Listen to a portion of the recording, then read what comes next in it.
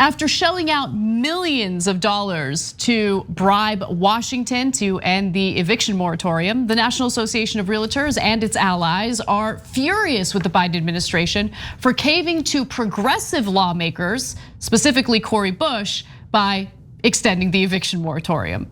I love this story. Very rarely do we get to drink the tears of rich men who thought that their legalized bribery would work. And I love celebrating actual progressive action that leads to incredibly important protections for people in their homes who are facing eviction. But obviously more needs to be done. So thank you, Cori Bush. But let's talk about how these lobbyists are now crying. The industry felt whiplash, said National Association of Home Builders CEO Jerry Howard, whose group includes about 3,000 property managers impacted by the original moratorium. He said this, and this is probably my favorite quote: "It certainly is a slap in the face to the housing industry and to the people that shelter America." Yeah. Okay, let's pause for a second.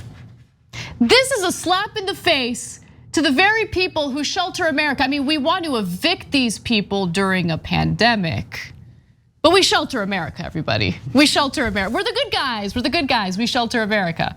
Let me give you more. Okay, hold on, I got a comment Go on ahead. that. You're literally trying to unshelter them on this issue. You're trying to evict them, and there's a moratorium to stop your evictions.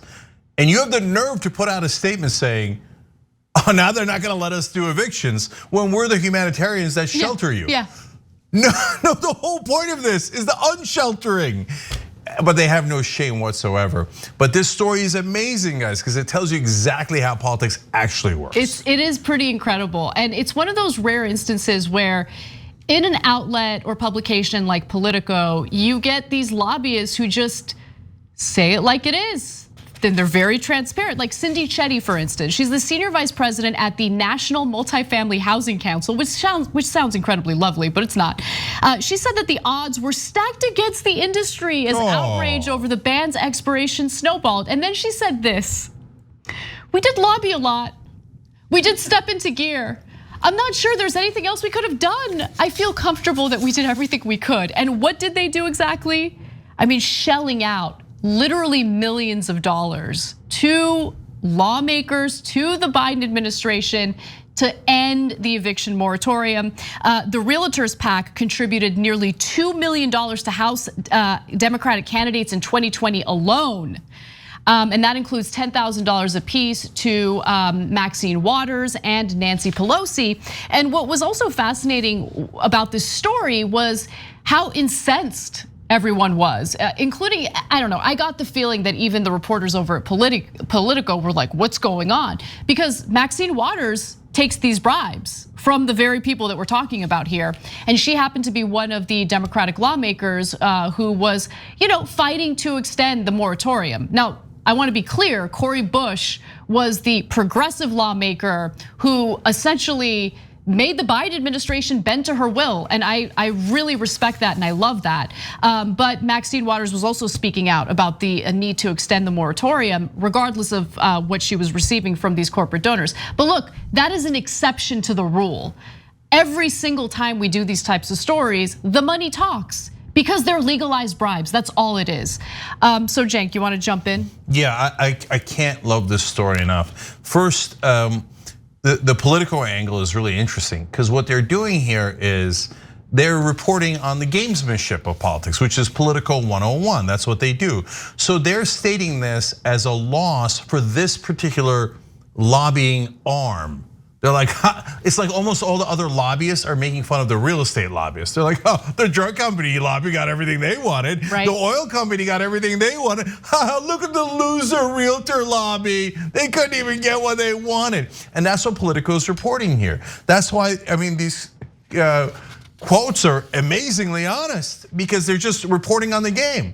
And they don't think, they're not commenting on the game like, oh, isn't that outrageous that these lobbyists buy our government on a regular basis? And they're outraged the one time that they were foiled. So here, I'm gonna give you a couple of quotes.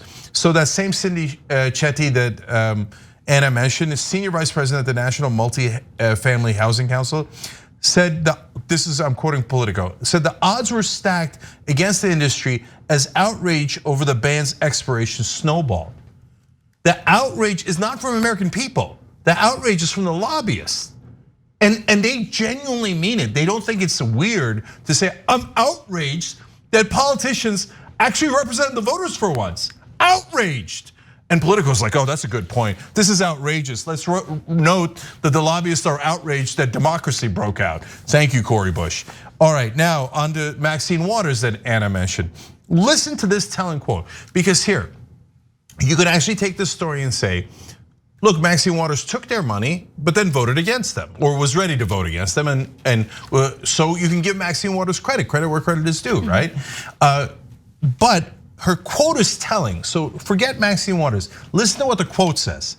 She said, now I know that there's a strong lobbying effort and the realtors have come and they have put a strong letter out last night. And some people are saying, quote, oh my God, I don't want to cross the realtors. Now, that's Maxine Waters talking to fellow Democrats. She is relaying what she finds to be perfectly normal. People in the Democratic caucus saying, oh my God, I don't want to cross the realtors. They don't find that to be a remarkable statement. They find that to be very normal. Oh, I don't want to cross the lobbyists, that might hurt me. I would normally screw over my voters on behalf of lobbyists, and that's why I'm concerned. And Maxine Waters here is kind of doing a good thing, saying, don't be too concerned. Don't worry, we have other lobbyists, okay? But put that aside, again, I give her credit. Hey, don't be too concerned about the lobbyists, because normally you would be. That's the assumption that every Democrat has. Forget the Republicans. The Republicans have always been against the eviction moratorium, are always on the side of the real estate interest and every other lobbyist group. And notice she also said they put out a strong letter.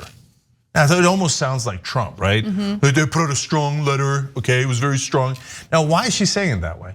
Because when the lobbyists put out a letter that's strong, they're saying, you better watch yourself. We're not gonna give you the millions of dollars anymore. That's why Democrats in the caucus are worried. That's why the Democrats actually never voted on it. That's why Cori Bush had to do the protest, because they were never going to vote on it, because the realtors put out a strong letter. That's right, and I want to give you another figure because it gives you a sense of just how powerful this lobbying group really is, especially compared to one of the most influential lobbying groups, and that's the US Chamber of Commerce. So the National Association of Realtors has some of the deepest pockets in Washington, as Politico reports, shelling out nearly $700 million to influence policy since 1998. The spending puts it behind only the US Chamber of Commerce. So look, when we talk about housing in America, when we talk about how the system seems to be rigged against working Americans and their shelter, this is what is at play behind the scenes. This is the kind of legalized bribery that takes place. This is what shifts policy against working Americans. And so it's an incredibly powerful lobby. And so, I mean, that also speaks to Maxine Waters and how she does deserve credit for being on the right side of this issue, given how powerful this lobbying group is. Absolutely, and so I'm gonna read you last two quotes here, because this article is amazing, and there's assumptions built into the article is amazing. I'm gonna go back to the first paragraph because it's gonna relate to the Joe Biden quote I'm gonna read you. They said, President Joe Biden's stunning decision to revive the eviction ban in response to intense pressure from progressives has left one of Washington's most influential business coalitions feeling angry and betrayed on the sidelines of power. Oh, did you spend a lot of your money to bribe the politicians and it didn't work? Are you angry? This almost reminds me, I'm gonna make a very curious analogy, of Bridgerton, okay? Oh. Okay. I didn't know we were going there. Yeah, I'll tell you why. Because it feels like one of those things that the high society writes. Like, oh, gossip in high society. Ooh, the real estate lobby has lost influence. Ooh, they are not going to get a good suitor this year. Everybody in the lobbies, real estate lobby is going to be punished. They feel betrayed by Biden. They thought he was going to do everything that they want. They assumed, like every other lobbyist, that Biden would do everything that they wanted. That's why they're feeling angry and betrayed, and it's left one of the most influential business coalitions in a tiffy, okay? And again, that's just reporting Politico. Winners and losers, you lobbyists weren't corrupt enough, or your corruption didn't work well enough. Now, we get to a killer quote inside the article. they say, in the case of evictions, lobbyists even had Biden's word that the ban was done, only to have the president abruptly backtrack. Now, wait a minute. That's the lead, you buried the lead. So this whole time, the Biden administration has been pretending, oh no, we were in favor of the eviction moratorium, but golly gee, there was nothing we could do. Kavanaugh whispered something in a case, and so we didn't have any choice, but Biden didn't want to do it, right? But wait a minute, we just found out in Politico, as an aside, he had promised the real estate lobbyists that he would end the moratorium because of the money that they gave the Democratic Party. Now, did Politico make note of that and go, oh my God, Biden has been lying the whole time?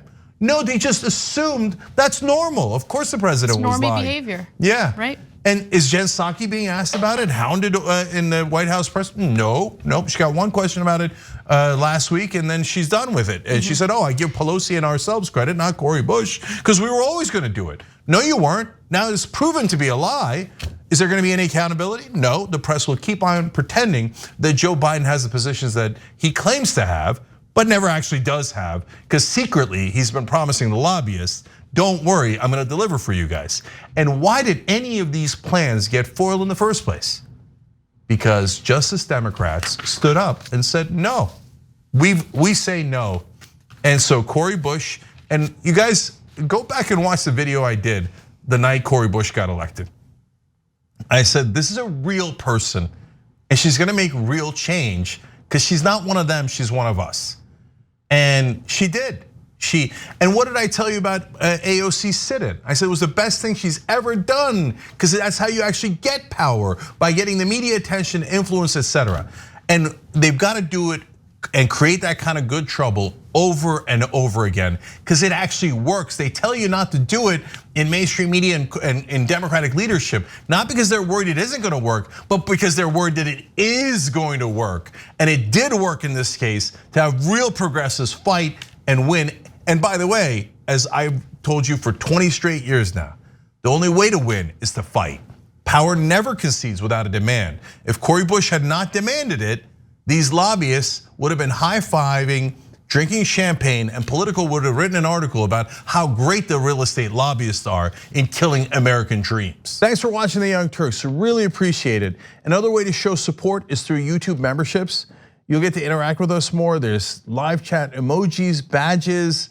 You've got emojis of me, Anna, John, JR. So those are super fun. But you also get playback of our exclusive member-only shows and specials right after they air. So all of that, all you gotta do is click that join button right underneath the video. Thank you.